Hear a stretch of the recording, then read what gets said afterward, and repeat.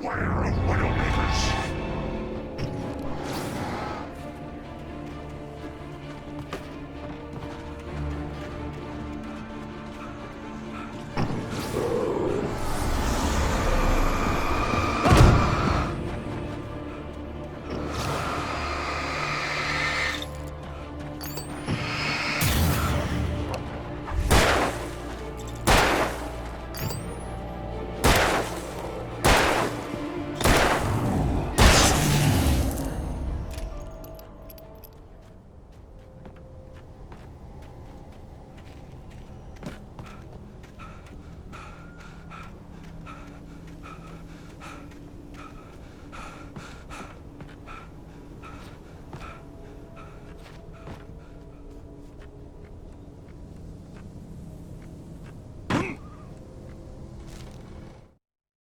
Shadows stirred and the wind picked up as I ran through the forest.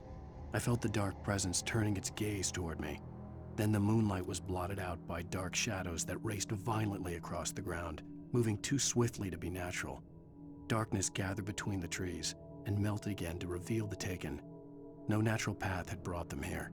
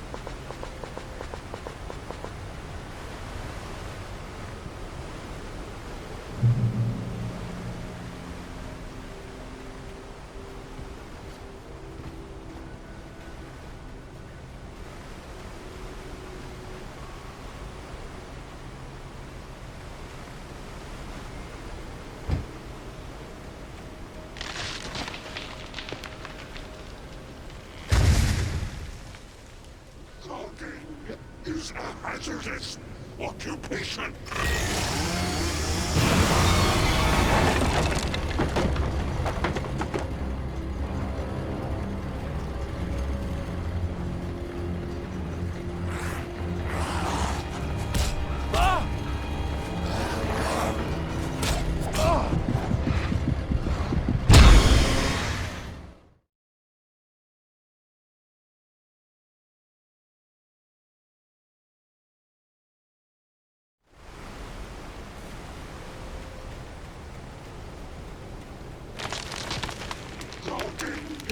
is a hazardous occupation.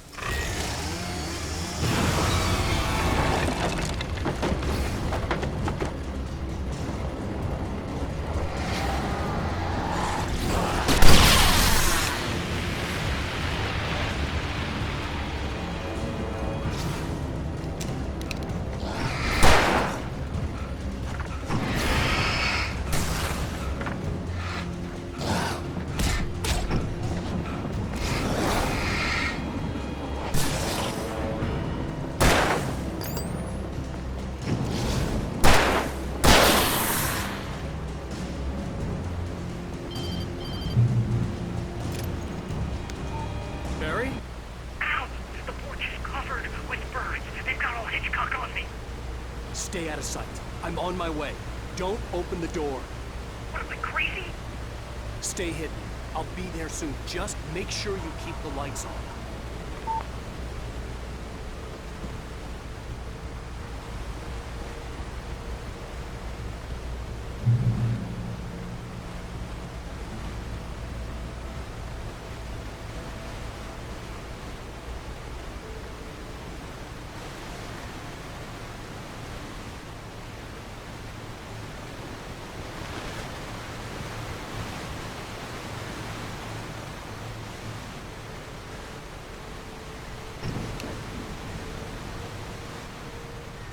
I still had to reach Barry at the cabin, but at least I was out of the woods.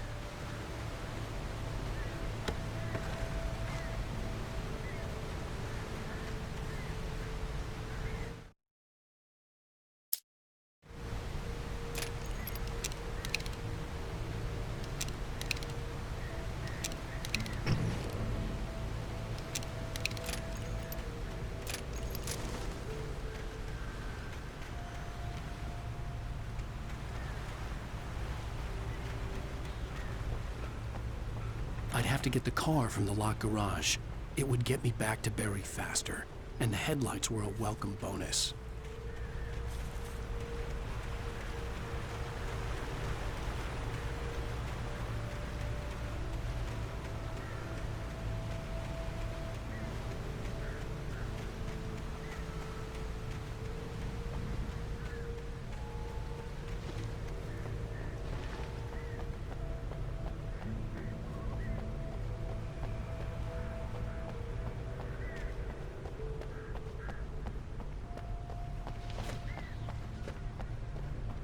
I had to find the key to the garage.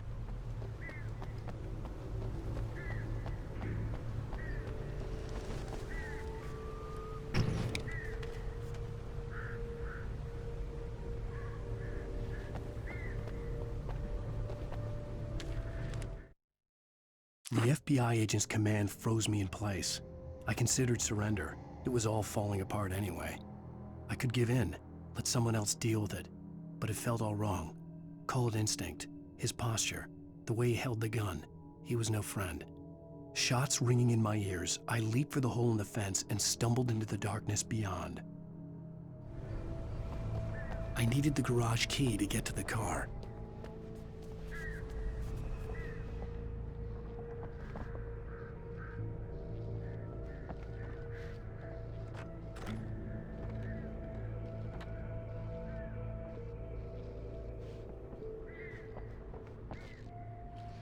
The garage key had to be somewhere nearby.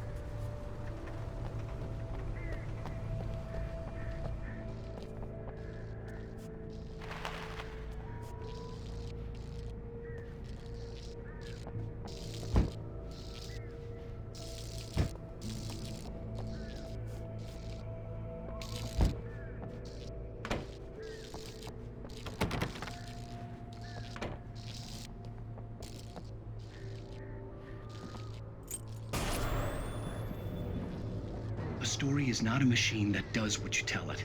A story is a beast with a life of its own. You can create it, shape it, but as the story grows, it starts wanting things of its own. Change one thing and you set off a chain reaction of events that spreads through the whole thing. The characters have to be true to themselves. The events need to follow a logic that fits the story. A single flaw and the magic is gone. The story dies. Alice dies.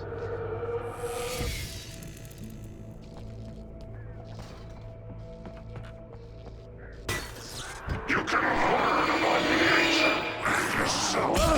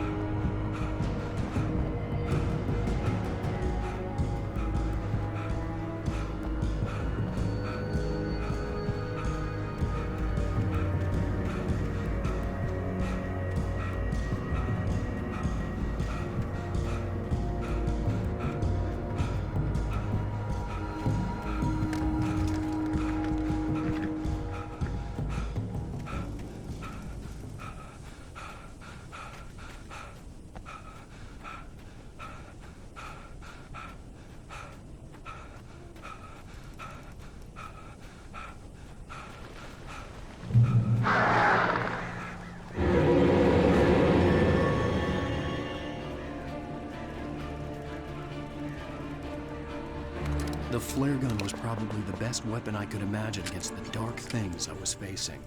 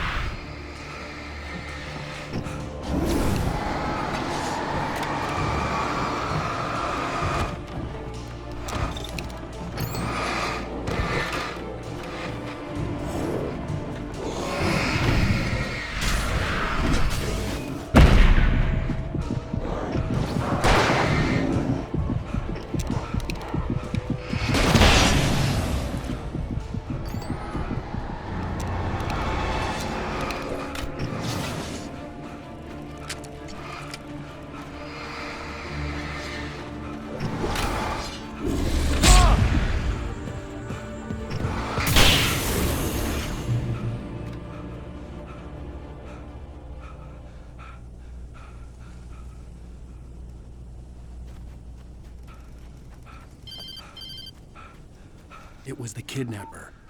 You son of a bitch! Where's my wife? Enough horseplay, Wake.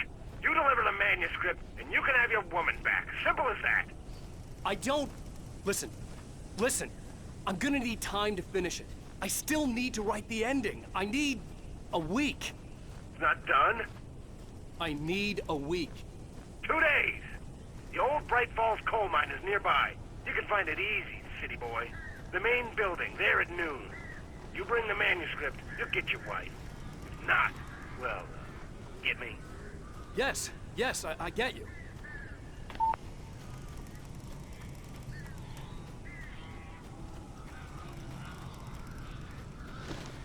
Barry had talked about birds over the phone.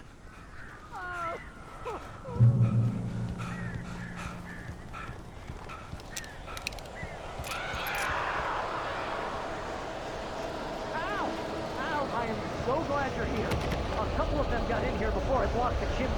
This isn't normal. These birds are weird.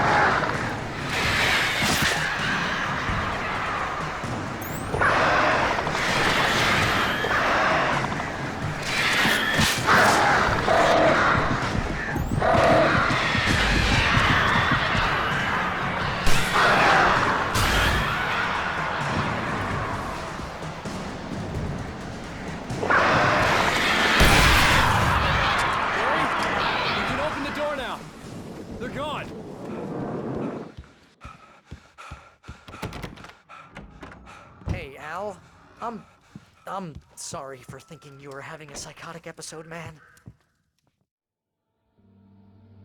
I sent Barry to the town to ask around about a man fitting the kidnapper's description. He'd go through the archives of the local paper. Perhaps he could learn something. Anything about the island and the cabin that had disappeared. The man wanted a manuscript. I had to try to write him one to get Alice back.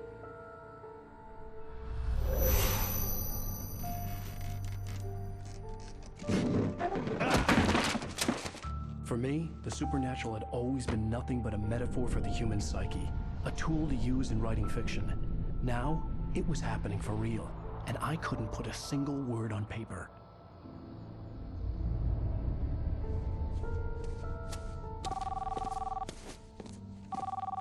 Barry Wheeler speaking. This is Rose. Rose? I found Mr. Wake's pages. Oh, you sweet, brilliant girl. Could you and Mr. Wake come get them? I live in the trailer park outside the town. We'll be there in less than an hour. I know. See you soon. Have a great day. Hope you come back soon. Welcome to the Oh Dear Diner. Good girl.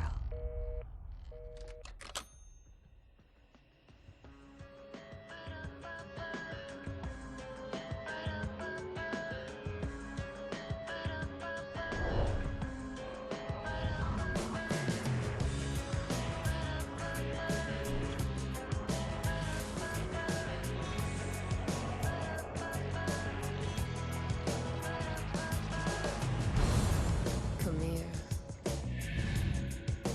Pretty please, can you tell me where I am?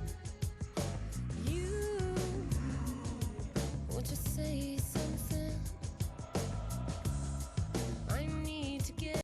Previously on Alan Wake, Alice has been kidnapped. Alan, please help me. Alice? You'll do exactly what I say if you ever want to see your wife again. I can't tell anyone except my agent Barry. Damn it, Barry, they'll kill her. You're my best friend, and I'm worried that you're not right in the head. The ransom is a manuscript I supposedly wrote that's coming true before my eyes. It happened just the way it was on that page. So dark. I have found only a few scattered pages. I want the entire manuscript. The deadline is in 2 days. I found Mr. Wake's pages.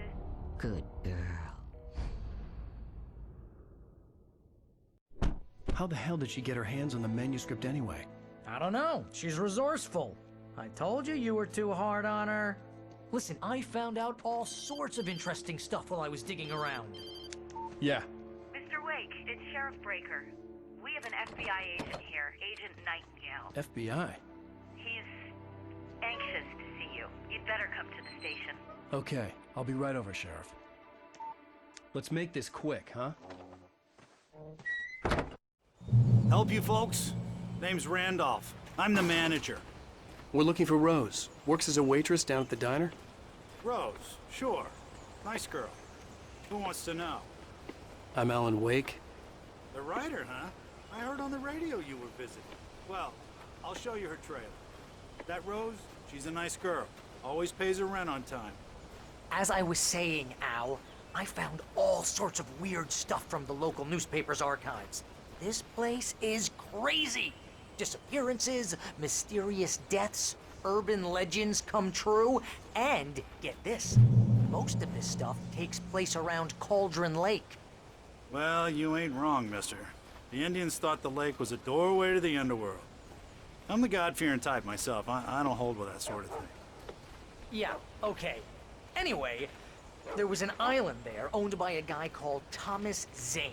Now, some of the articles I found about him make him out to be a famous writer, but I ran a bunch of searches, couldn't find a single thing he wrote. Zane was heavily into diving, so much so that the place came to be called Diver's Isle. But the volcano under the lake erupted in 1970, and Zane went down with the island.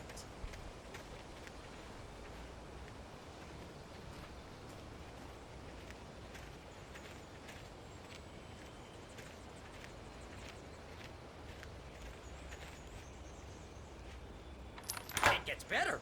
A local girl, Barbara Jagger, drowned in Cauldron Lake just a week earlier. They were lovers. Sure, Jagger's a local spook store. The Scratchin' Hag. Comes for you in the dark. Childish stuff like that. Anyway, Al, I'm just getting to the best part. All of the articles about this stuff were written by Cynthia Weaver. I asked around, and she's that crazy bag lady you met. What, the lamp lady? She can be a little loopy, but she's not homeless or anything.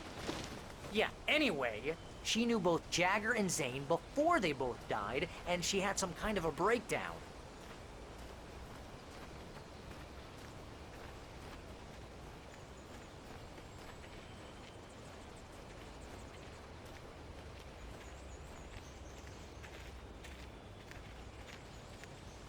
Well, mister, this here's Rose's trailer.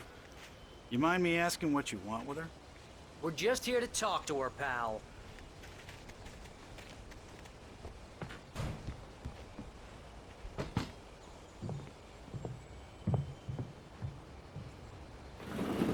Welcome to... Oh dear, Mr. Wake.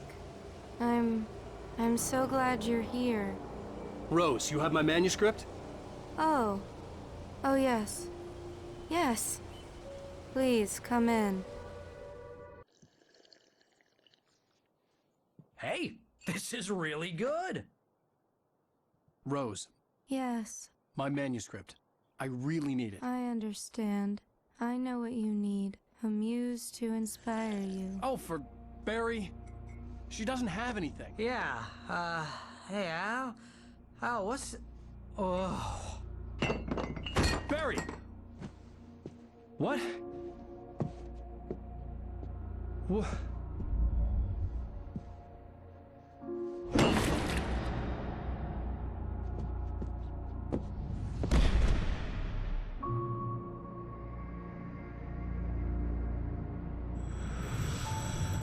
It's coming for you, hiding in my barber's skin. I'm too weak to stop it. You must turn the lights on. I promised I'd come visit you and your lovely wife. You must finish what you started. I insist. You must turn the lights on. Turn the light on. Back to work, boy.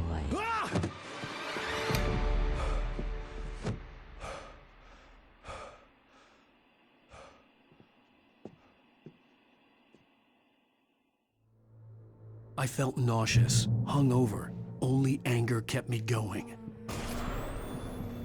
I can't tell reality from dream anymore, but it seems I have an imaginary editor to help me. She's an old woman in a funeral dress. I call her Barbara Jagger. She's very strict. I'm writing faster and faster. My manuscript is being heavily revised. The edits are getting very aggressive, and each day there's less of me and more of her. I hate it, but I know she's right. She promises me I can save Alice this way. She knows more of this than I do. About the complex incantation I'm attempting. About this place. She's worked with another writer under similar circumstances, Thomas Zane. The genre of the story seems to be shifting. It's turning into a horror story. I'm getting close. I can feel it.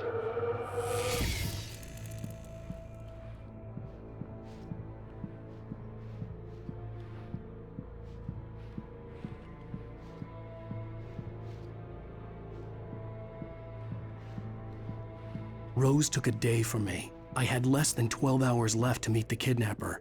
All I could do was get Barry into the car, work something out once I got on the road. Welcome to the Oh Dear Diner. What can I get you today? Coffee? I couldn't work up much hate for Rose. Something had used her to get to me and left its mark. First refill is free. Milk and sugar on the counter there. Would you like to hear today's specials? Thank you. A nice day. My gun and flashlight were gone. I'd have to find a way to get Barry into the car as quickly as possible. Mr. Randolph liked Rose. That little smile she had.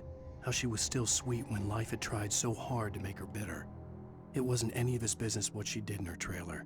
But those strangers, the writer and his smart-ass sidekick, looked like trouble. And they'd been in there for hours, way past her normal bedtime. He reached for the phone and called the sheriff's station. There was no time to waste.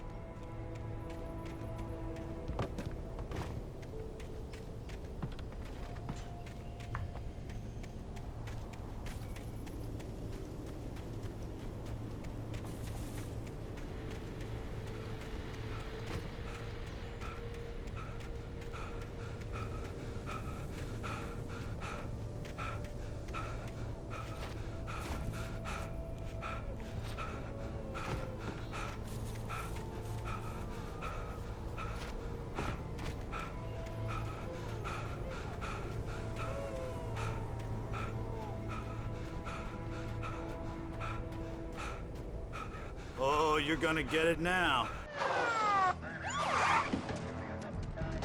God knows what you've done to that poor girl.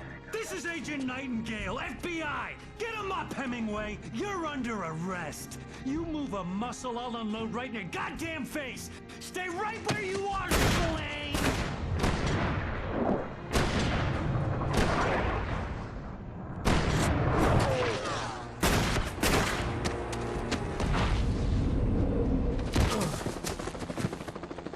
What are you?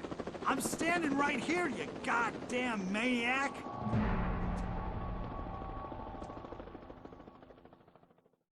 I hated to leave Barry behind, but there was no way I'd miss my appointment with the kidnapper. Get up, Mr. Wake! Come on!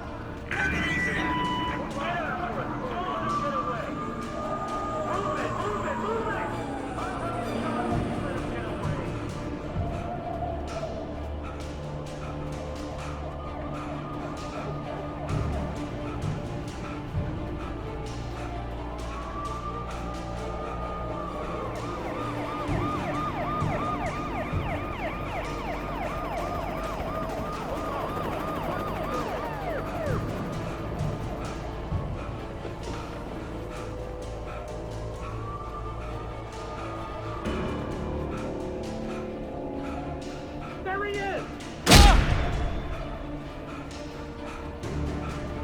We have the suspect in sight!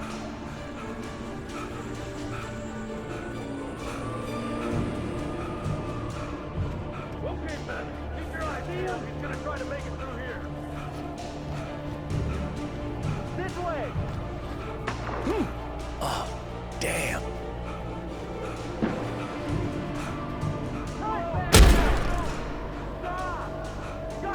Where did he go? I lost him!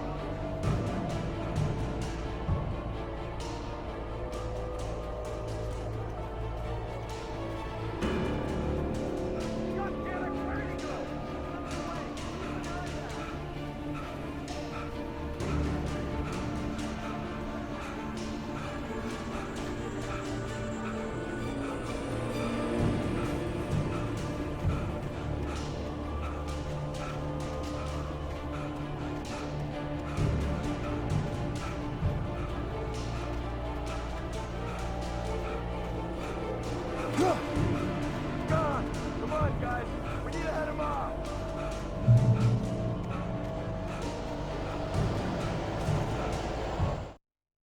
For decades, the darkness that wore Barbara Jagger's skin slept fitfully in the dark place that was its home and prison.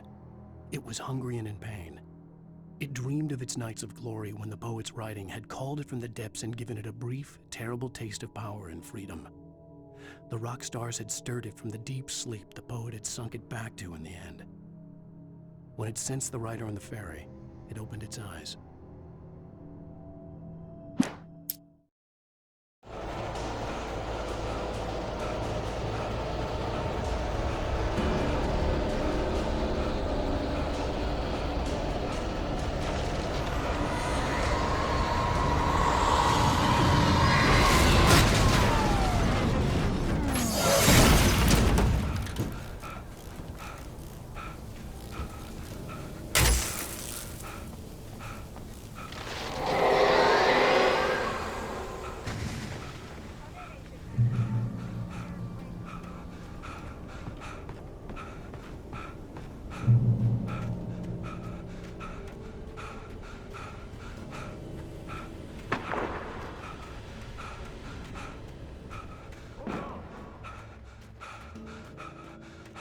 Search the area.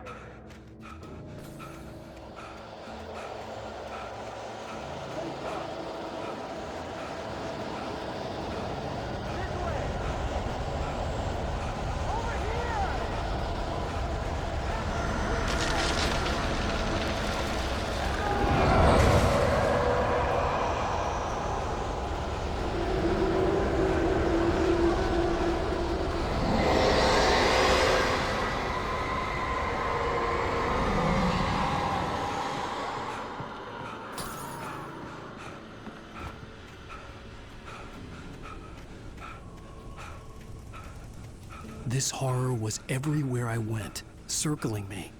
The cops didn't stand a chance. They were after a writer, not a monster. It's Wake's doing. Wait, are you seriously telling me that Ryder just took out my deputies? Are you kidding?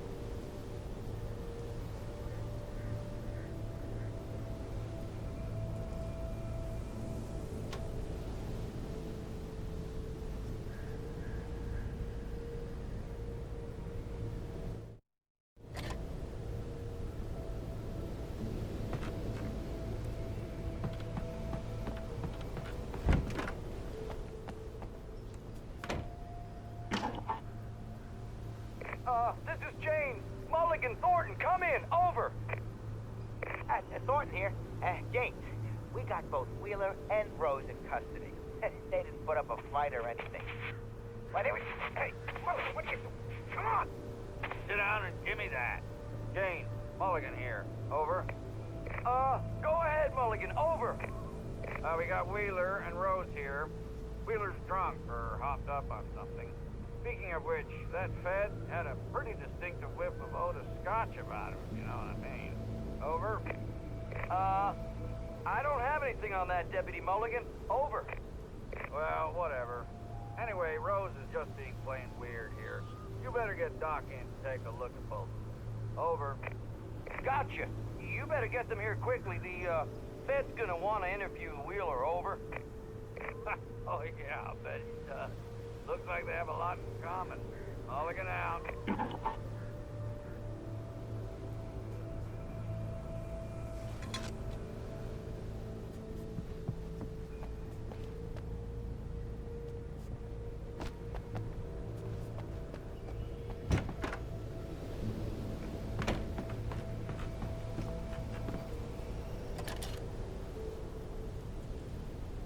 I could see the lights of the radio station in the distance.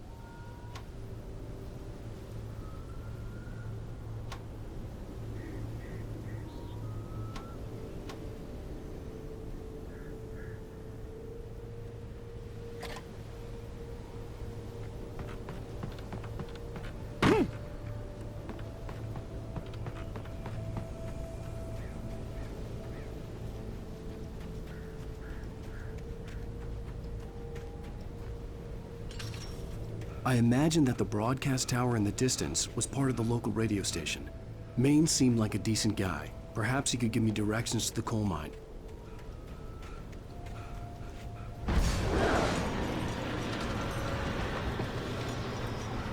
Unnatural shadows clung to the gate. The darkness that was after me was I wouldn't get through without a light.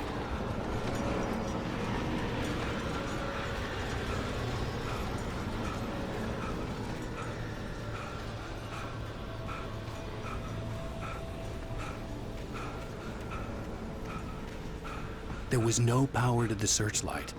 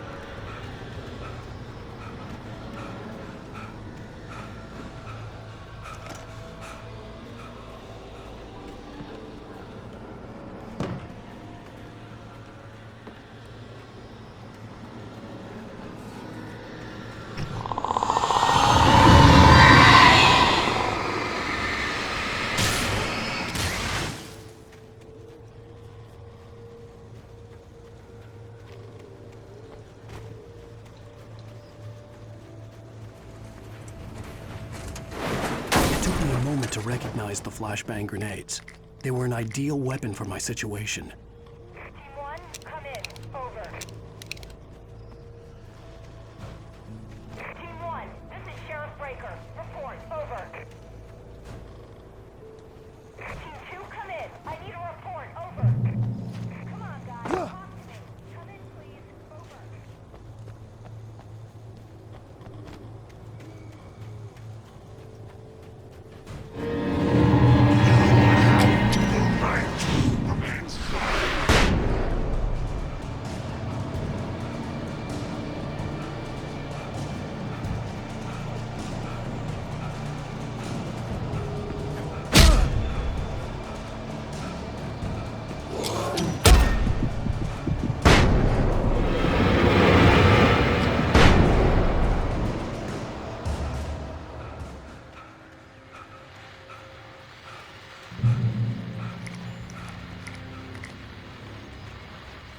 And here's another call.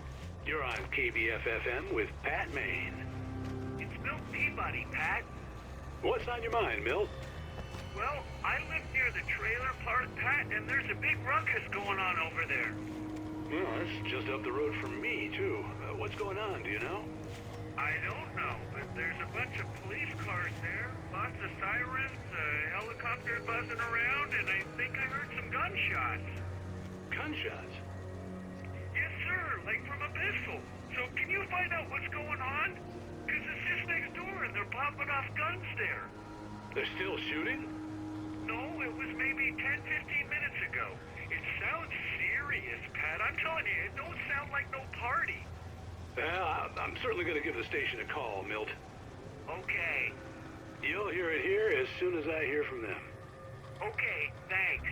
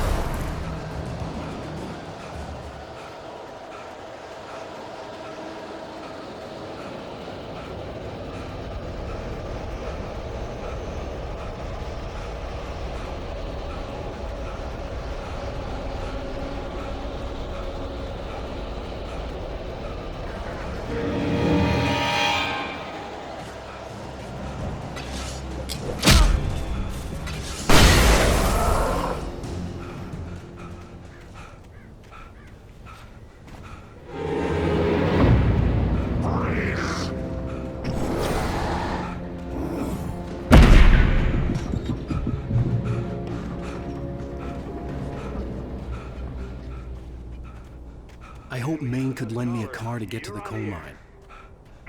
It's Lorna Miles. Oh, why, hello, Lorna. What do you have for us? I just don't see why the cops bother with the trailer park.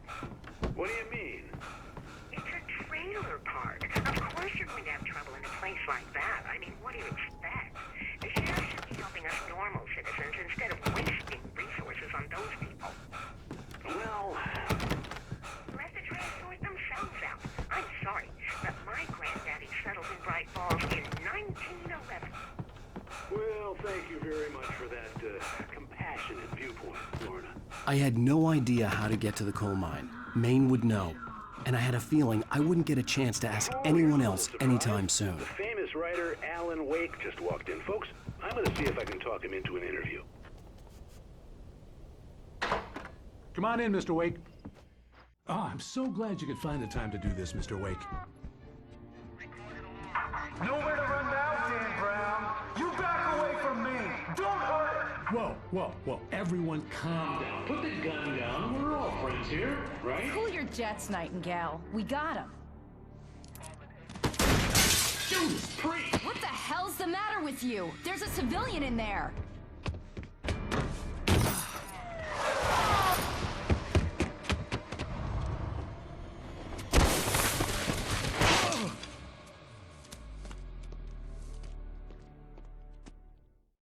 I'll get you yet, even if it kills me. You hear me? You hear me, H.P. Lovecraft? I had fallen off so many cliffs it was ridiculous. That's what you get for naming a book The Sudden Stop. It was probably good I hadn't had the chance to tell Maine where I was going. I'd have to lose the cops and find my own way to the mine. Nightingale stared through the broken studio window into the dark woods. He turned around, started to walk out, but Maine grabbed his arm. "Young man, you almost shot me. You don't shoot off rounds at people like that. What's the matter with you?" Nightingale shook his arm free, marched out. His cheeks burned with rage and humiliation.